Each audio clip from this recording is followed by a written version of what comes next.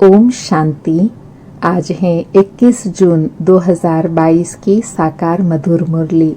आज बाबा ने ब्राह्मण जीवन सर्वश्रेष्ठ जीवन है इसकी स्मृति और नशा दिलाते हुए कहा कि इस समय तुमको तीनों लोकों और तीनों कालों की नॉलेज है, क्योंकि तुम अभी हो ईश्वरीय वंशावली, फिर बनेंगे देवी वंशावली। तो बाबा ने कहा ईश्वर बड़ा व सतयुगी देवताएं बड़े। फिर बाबा ने कहा यह मनुष्य से देवता लक्ष्मी नारायण बनने की ऊंची सीढ़ी अभी ही चढ़ते हो, क्योंकि अभी संगम के समय ही गैलप करते हैं ऊंची चढ़ाई चढ़ने के लिए। फिर बाबा ने गायन भी स्मृति में दिलाया कि चढ़े तो चाखे वैकुंठ रस, गिरे तो चकनाचूर। फिर कहा कि परमात्मा को कहते हैं जानी जाननहार, नॉलेजफुल हैं, परंतु अर्थ नहीं जानते। फिर कहा जानी जाननहार का भावार्थ यह नहीं है कि सभी के दिलों को जानते हैं, नहीं, बाबा तो सारे सृष्टि के तीनों कालों तीनों लोकों को जानने वाले हैं, इसलिए उनको जानी जाननहार कहा जाता है।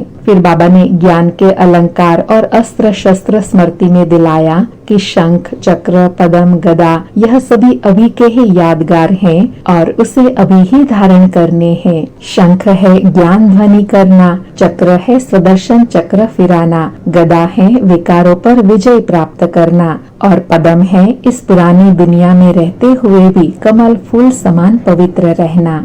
फिर बाबा ने भक्ति मार्ग का एक यादगार सुनाया कि कहते हैं कि पाप का घड़ा जब भर जाता है तो फूट जाता है, अर्थात अभी अबलाओं माताओं पर कितने अत्याचार होते हैं, बच्चियां पुकारती हैं। तो बाबा कहते हैं इसी का ही यादगार दिखाते हैं कि घड़े से सीता निकली, अर्थात तुम सच्ची सच्ची सीताएं निकलती हो, राधे निकलती हो, जो ही फिर सारे विश्व का कल्याण करती हैं।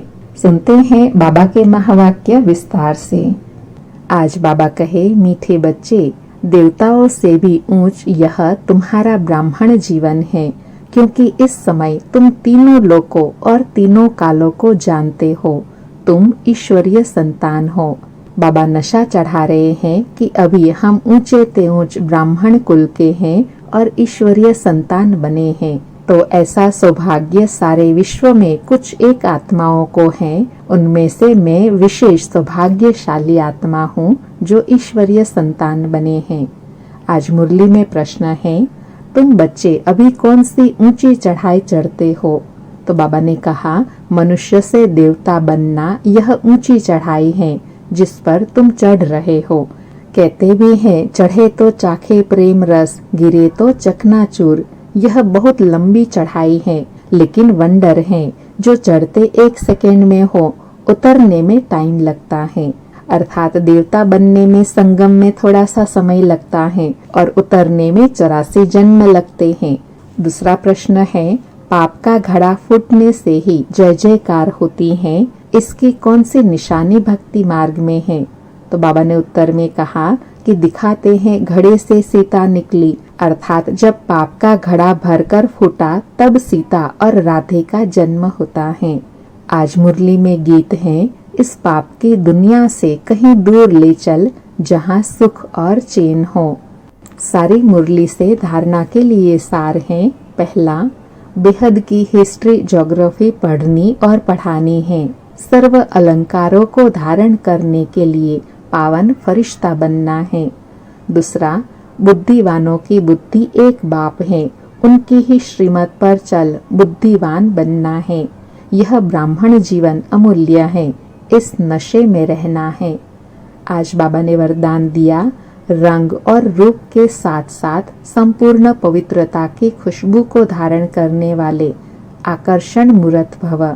स्पष्टीकरण है, ब्राह्मण बनने से सभी में रंग भी आ गया है और रूप भी परिवर्तन हो गया है, लेकिन खुशबू नंबरवार है। आकर्षण मूर्त बनने के लिए रंग और रूप के साथ साथ संपूर्ण पवित्रता की खुशबू चाहिए। पवित्रता अर्थात सिर्फ ब्रह्मचार्य नहीं, लेकिन देह के लगाव से भी न्यारा। मन बाप के सिवाय और किसी भी प्रकार के लगाव में नहीं जाए। तन से भी ब्रह्मचारी, संबंध में भी ब्रह्मचारी और संस्कारों में भी ब्रह्मचारी। ऐसी खुशबू वाले रूहानी गुलाब ही आकर्षण मूर्त बनते हैं। अर्थात तन में, संबंध में और संस्कारों में जब ऐसी पवित्रता की आकर्षण होंगी तभी आकर्षण मूर्त बन सकेंगे।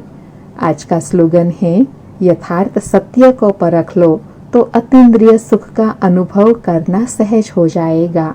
यथार्थ सत्य को परख लो तो अतीन्द्रिय सुख का अनुभव करना सहज हो जाएगा।